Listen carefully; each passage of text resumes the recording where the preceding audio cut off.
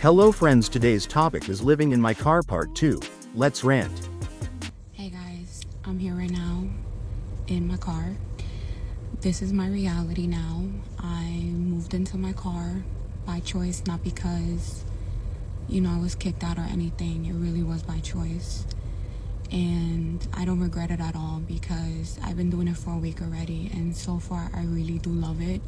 The only thing that I can complain about is, it's adjusting to it. But overall,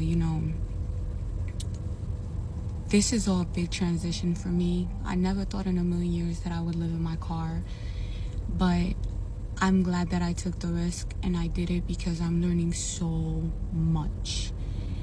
I feel like God put me in this position to help me learn my strengths and my weaknesses, the things that I have been avoiding to heal, and the things that I still need to heal. And I know sometimes I say, I don't think I'm going to find love, but it's not that I'm not going to find love. It's that I have to be able to receive love. I have to be able to heal, to receive a divine love. And now that I feel a lot better and I feel more like myself, I remember these things. When I'm in the dark, I go through a stage of confusion. I go through psychosis, confusion, mental illness, anxiety, depression. I get angry, paranoid. I start losing my mind. And it's hard to see the light when you're in the dark and you can't see anything but the dark. And then you start to hear voices and you see your demons and you start getting all these visions, and things just start coming up again that I needed, pretty much to purge.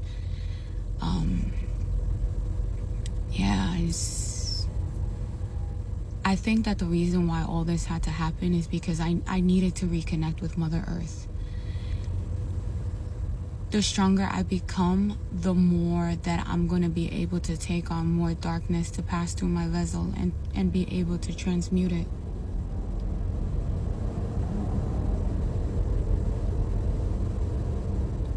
And be able to transmute it.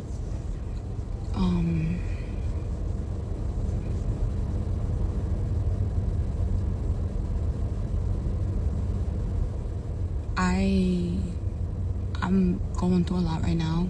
I'm not gonna deny that. I have been happy going out. I have been happy going out with my kids and stuff, but me, I'm always going to remain positive and try to be a good role model to my children, because I don't want to be the reason that they're depressed. I want to be the reason that they're happy and that they have beautiful memories. It's been hard. I was going through so much. I was living with my aunt, my tia. I was going through a lot living in her house, not because of her. I love my tia. She honestly is an amazing woman. I owe her a lot. She did a lot for me when no one else wanted to.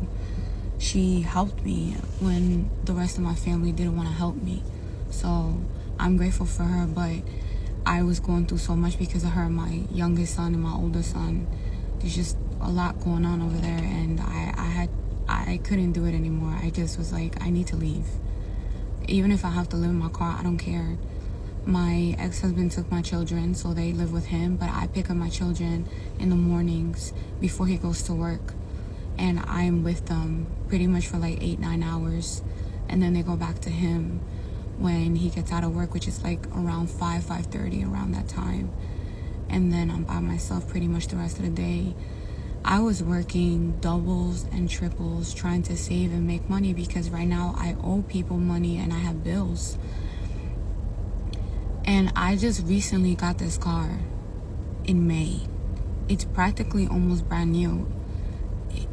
This car only had 55,000 miles when I bought it, and it's already giving me hell.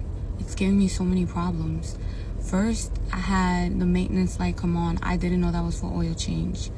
Then I had the engine light come on, and supposedly it was a sensor issue that had to get fixed. Then it was again the maintenance light, and it was for another oil change, which to me was a little weird, because it's how many oil changes does the car need? And supposedly because I drive it so much, that's why the car needed another oil change. So I'm like, okay, whatever. And then now, as of recently, the brakes are loose, the gas pedal is loose, the steering wheel is loose. And I know I drive the car a lot for work because I do DoorDash and Amazon Flex, but I don't understand how the car is starting to break on me when I see girls on TikTok driving their older cars, doing Amazon Flex and DoorDash, and they don't have an issue. This car, like I said, is practically brand new, and it's giving me so many problems. It's like every time I make money, I have to use it for something. And that's starting to get to me. It really is. It's starting to get to me. It's like I can't catch a break. It's like, what else do I have to do? But in reality, I know what I have to do in order for me to break out of this cycle. And that's going to require a lot of discipline and consistency. And I have to really get into my content creation if I really want to get out of this, right? I have to tap into my talents. And I know this. And I've been slacking. And I've been holding back because this is all brand new to me. And it's something that I'm not used to, you know? But this is definitely going to motivate me to make more videos. It's going to motivate me to, you know, really do this once and for all. I am a little paranoid sometimes because there are people that like to sleep, you know, next to my car, and usually it's men. That's why you see this here, because I put like curtains and stuff so people don't look inside the car. But yeah,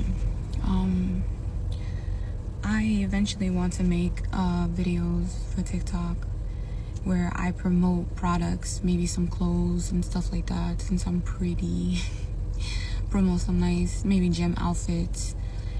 And since I'm going to the gym now, I am going to start recording my gym routine once I get more comfortable with that. Once I have some nice feminine outfits too. Because for the most part, I dress like this. Baggy clothes, shorts. I have shorts underneath. I know it doesn't look like it, but I have shorts. Baggy clothes, shorts, and stuff like that. I like comfy clothes. So I know that in order for me to get the views, I have to have, you know, nice feminine clothes on. So I definitely plan to do that. I want to get back into wigs too, because I love playing dress up. It's something I just love to, I don't know, there's something about wigs that it gives me that sense of like role playing. I've never role played before, so don't get any ideas, but I just love wigs. It's just my thing. It's like my alter ego comes out when I wear wigs. So I'm gonna get into that as well. I'm gonna be promoting clothes, products, wigs, food. I'm gonna be trying some new food with you guys. Make some car mukbangs. Like, we're really gonna be out here making this content, and then we're gonna get to know each other, and we're gonna build a community. And I hope and pray that I meet other people that are car camping around the East Coast, New Jersey, New York, PA, Connecticut, Massachusetts. If you're around these states, please contact me. Especially if you're car camping. I want to meet other women that are car camping. Like, I'm serious. I want to literally go and meet groups of people that are car camping. I just came to a cool place called Love Stop or Love Travel Stop. They have everything. They have laundromats. They have showers. They have restaurants. You can DoorDash here. It's amazing. The fact that I'm figuring this out now is dope. Like, I'm telling you, like, I know a lot of people are like, oh my God, you're homeless. To me, it's not a big deal. It really isn't. Like, I'm learning so much about surviving outside.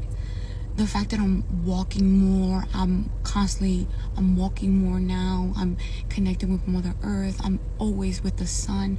I noticed something as well, that I have way more energy now that I'm sleeping outside, and I sleep better, and I require less sleep. I wake up super energized, super refreshed. I love it.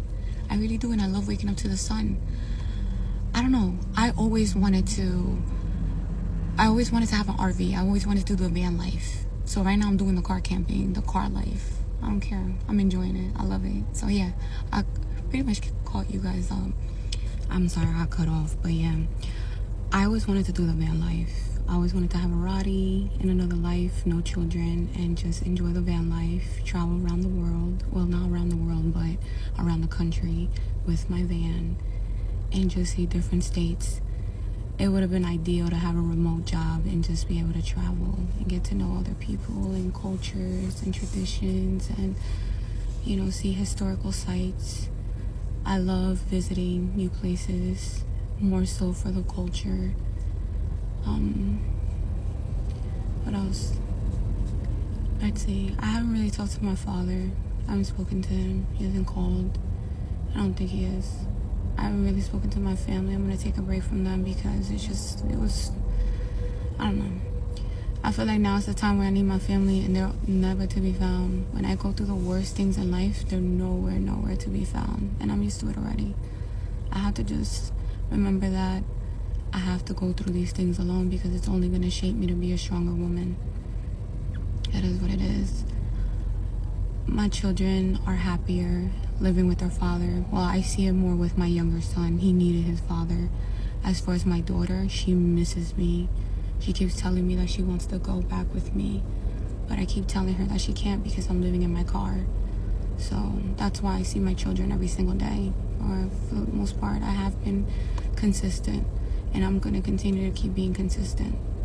Pretty much the next 6 months you guys are going to see me transform, and I am scared and my insecurities keep getting the best of me, and I'm trying, you know. This is something new. I would have never thought in a million years I'd be here, but here I am, resetting, starting all over again. I have to get my shit together.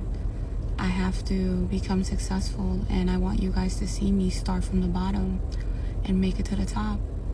And I know there's going to be a lot of haters out here laughing at me, judging me, criticizing me, saying that they can do a better job than me. But if you have parents, siblings, friends, you will never be me, because I'm doing it alone with God, by myself. Yeah. It's so easy for people to talk when they have a support system. But when you don't have a support system, yeah, no one can touch you because you made it to the top by yourself. Other people can't say that. Other people have to say, oh, I give a shout out to so-and-so. And that's good for you. And once again, happy for you. But that doesn't mean you have to come over here and come after me. Especially when you should be out here doing what I'm doing, speaking up and using your voice instead of being obsessed and watching me. You should be doing this, but instead you hide behind your career. You hide behind status and power. And to me, that's a coward. I don't. I choose to be raw. I choose to expose the ugly, no matter what. And a lot of you are like, oh, she's just using survival as an identity. Yeah? I don't care. This is my life. This is my life. And if I'm using survival as an identity, then why don't you start using authenticity as your identity? Because a lot of you guys out here are frauds. Straight up. You don't like people that are authentic. People that are authentic make you feel insecure. That's why you feel the need to call us victims. Or we love to use survival as an identity. We love to live through our traumas. No, we do this for other people that are going through the same things that we already have went through or that we're going through. We are the example. We are the ones that lead. We are the ones that rise to teach other people how we did it. Look how many people right now are homeless. Look how many people are afraid to live in their cars because they don't even know if they're going to be able to survive. Now they can learn through me. You see? You see? Now they can learn through me. Now I give them hope. Now I give them faith back in God. So before you sit there and judge me and laugh at my situation, remember that God sees it all. Yeah. Man, some of you really out here attack the wrong kind of people. I once lived in my car, never again. Comment down below and tell me what you think, and thank you for watching.